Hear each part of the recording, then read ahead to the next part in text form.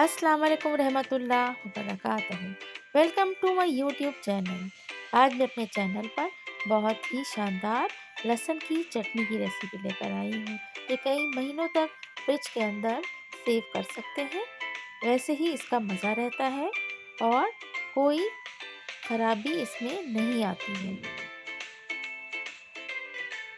रमज़ान में हम ये चटनी बना के रख सकते हैं पकौड़ों के साथ, समोसों के साथ, बहुत ही मज़ा देती है।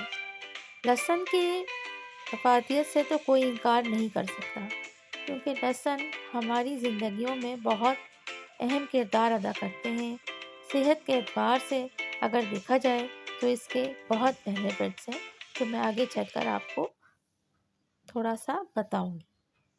इस चटनी को ज़रूर ट्राई कीजिएगा, बहुत ही शानदार, बहुत ही मज़े की ये चटनी तैयार होती है।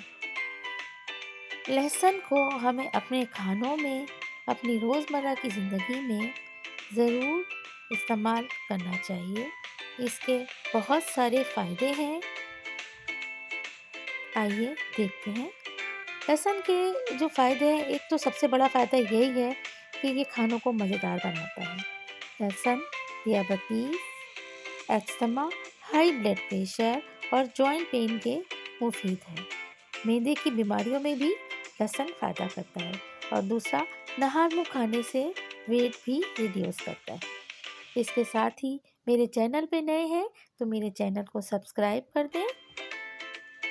आइए लहसुन की चटनी बनाने के लिए हम देखते हैं हमें किन चीज़ों की ज़रूरत पड़ती है। यहाँ पर मैंने फ्रेश लहसुन लिया है, हरा लहसुन जिसे कहते हैं। उसके अलावा इसमें हरा धनिया लिया है और हरी मिर्च दोनों टाइप की ली है। एक थोड़ा तेज़ होती है छोटी वाली, और दूसरी थोड़ी बड़ी होती है। नमक और सिरका, बस।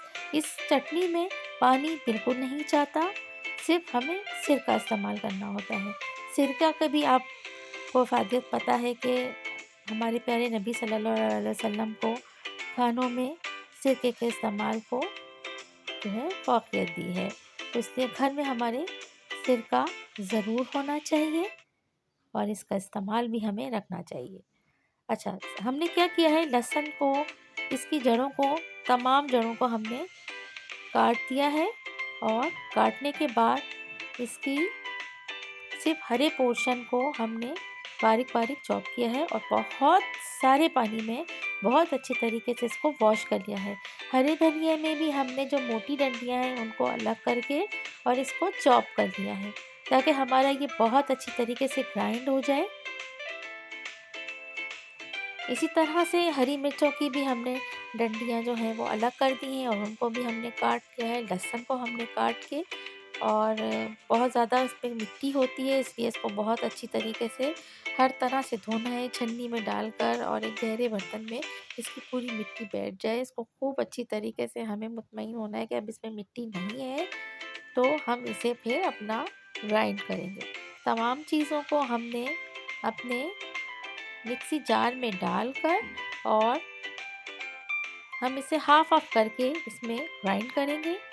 और हाफ चीज़ें हमने इसमें ऐड करने के बाद, 1 कप सिरका है, इसमें से मैंने हाफ सिरका इसमें ऐड कर दिया है, क्योंकि ग्राइंड करते वक्त हमें ज़रूरत पड़ती है कि कोई पानी या लिक्विड चीज़ हो तो वो इजीली बारीक ग्राइंड हो जाएगा।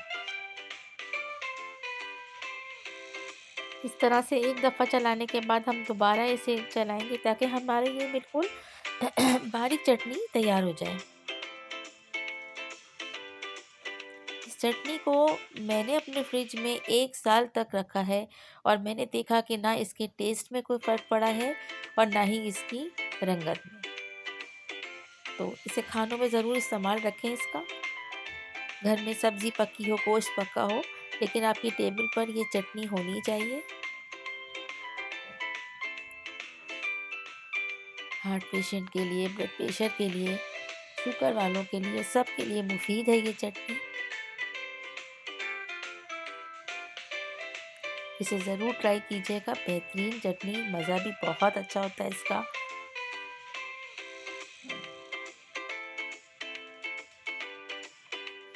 फाइनली चटनी तैयार हो गई है, और इसकी ये रंगत है और ये इसकी शक्ल है। रेसिपी पसंद आए तो लाइक शेयर कर दीजिएगा। चैनल को सब्सक्राइब करना याद रखिएगा। Thank you.